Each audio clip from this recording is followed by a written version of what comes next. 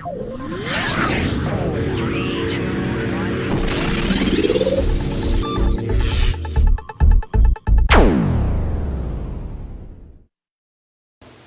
and welcome to the Black Knight Sports Report. I'm Anthony Breakfield. Alongside me is Carter Southern as we prepare to bring you sports from around town and around the nation.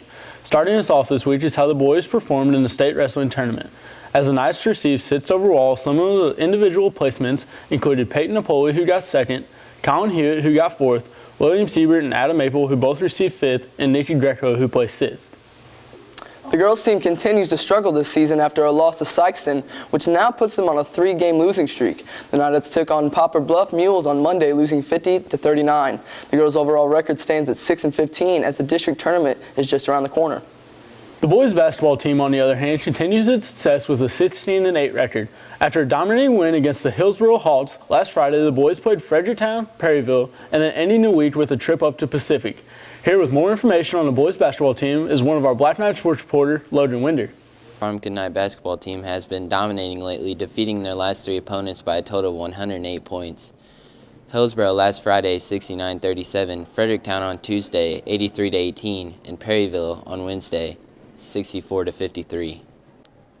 We talked to senior Brett Mann on why he thinks his offense has been so dominant lately. I think we've been executing our plays very well, and our shooters starting to catch fire. And that's one thing we got to do going into districts is we got to make shots. We also asked about what it would be like going into play in his hometown, Pacific, on Thursday night. I think I'll be a little nervous, but I mean, once the game gets going, I think I'll just start playing basketball. I mean, that's all it's about. It's just another game. But I think it'll be a fun experience. The Knights will try and work on several points of strategy before beginning districts next week. Here's some information on the district tournament. We'll be right back after this commercial break. For Black Knight Sports, I am Logan Winder. Take a look under your bed. Find stuff under there? What about jobs? No? Now try your closet. Still no jobs, just more stuff? Well, you really have both. See, stuff is defined as household articles considered as a group. Sometimes this stuff is no longer needed. Wait, no longer needed? That can't be right. Because remember those jobs you were looking for? Those are really needed. And they're the stuff inside your stuff. Our job is to unlock those jobs. And it starts when you donate your stuff to your local Goodwill. Here's how we do it. When you donate to Goodwill, we sell your stuff to provide job training for people right here in your community. So just by teaming up with Goodwill, you help create jobs.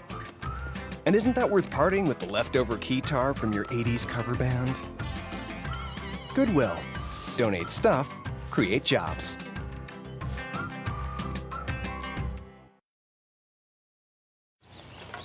You know what, guys? There's a lot of tree branches and dry brush over here. We should probably move the bonfire over there.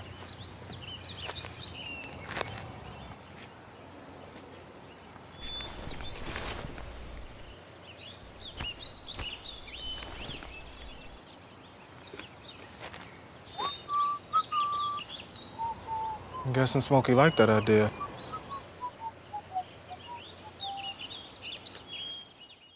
Olympics came to a close on Sunday as Russia took over the final events to win the overall medal count, along with most gold medals. To give us the rundown of the Olympics is Black Knight sports reporter Ian Semar. The closing ceremonies were as celebratory as they ever wanted, but the entire Olympics was definitely not what the United States wanted, coming in fourth at points and coming in a distant second to the Russians being behind 5. The U.S. team came in with a total of 12 bronzes and 7 silvers, and with a talented 9 golds. The U.S. could have had a lot more medals, but disappointingly, the men's Olympic team did not do as well as everyone thought they would do. Looking forward to the 2018 Olympics in Northeast South Korea, the United States will try to accomplish or do more than what they did in Vancouver. As always, I'm Ian Semar for Black Knight News. Back to you, Anthony. Thanks. Thanks, Ian. The NBA season continues its run as the Pacers and Thunder are still dominating the NBA. The Memphis Grizzlies and the Detroit Pistons are on the outside looking in. Both teams are 2 games away from the playoff spot. Other news involving the NBA includes its first openly gay athlete, Jason Collins, who played 11 minutes in the first game since coming out in an interview. The Syracuse Orange just recently got over a 2-game losing streak as they beat Maryland last night. Florida U Syracuse lost to bump the Gators up to number 1 with undefeated Wichita State at 2nd. Syracuse fell 4th with Duke rising to 6th. As SLU continues its domination in the A-10 while still standing 10th in the rankings, Mizzou continues its struggle, finding themselves as one of the last 4 teams of the tournament, according to Joe Lunardi's bracketology. With more information on the SLU and Mizzou is Black Knight Sports reporter Jack Pinkley. Well, Anthony, you're exactly right. Mizzou struggles currently put them as one of the last 4 teams in the NCAA tournament, according to bracketology. Mizzou's struggles might be highlighted by the fact that they currently stand 91st in the NCAA in points per game and 311th in assists per game, averaging only 10.7. Mizzou entered conference play as a nationally ranked team, but has slipped up a couple times and currently holds a 7-7 conference record. Being led by Jabari Brown, who's averaging 20.2 points per game and standing 25th in the nation in scoring, Mizzou is relying on him to lead them farther into the postseason, as they are currently receiving an 11th seed in the NCAA tournament. To finish out the regular season, Mizzou will play Georgia, Vanderbilt, Texas A&M, and Mississippi State. On the other hand, as you said, Anthony, SLU is having enormous success this season, currently riding a 19-game win streak, standing at first in the A-10 with a 12-0 record. SLU will have to continue the success into the A-10 tournament and hopefully into the March Madness tournament. Led by seniors Jordan Jett and Dwayne Evans, Evans averaging 14.8 and Jett averaging 13.8 points per game. This is the Billikens' starting 5 last chance to capture an NCAA tournament, as they will try to do that in March in North Texas. I'm Jack Pinkley reporting for Black Knight Sports, and we'll be right back after this commercial break. All in together now. We can make it better now. Come on, can we do it? Yeah, you know that we can. We'll rope it up, cause we know how to jump. We'll roll it out, cause we know how to skate. We'll cut it down, cause we know what to eat. We'll swap it out. We eat healthy stuff. Can we do it? Yeah, you know that we can. Can we do it? Just moving a little and eating better every day can help make you and your child healthier. Search We Can to find doable tips and activities that you can use every day. Being a dad can be tough. No. What do you mean she's not coming? When's the fairy princess coming? Any minute now. But when you're willing to do anything... It is I, Cruz Zinkelpel. Okay, time for cake. It's always worth it. I know it's really you, Drew.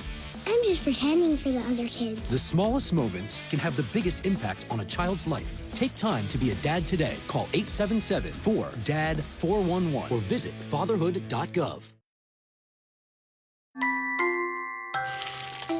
Kids will spend 8 minutes decorating their little brother. Brushing for 2 minutes now can save your child from severe tooth pain later. 2 minutes, twice a day. They have the time. Well, that's it for here on the Black Knight Sports Report. I'm Carter Southern. Along with me is Anthony Breakfield. Thanks for watching, and as always, have a great week.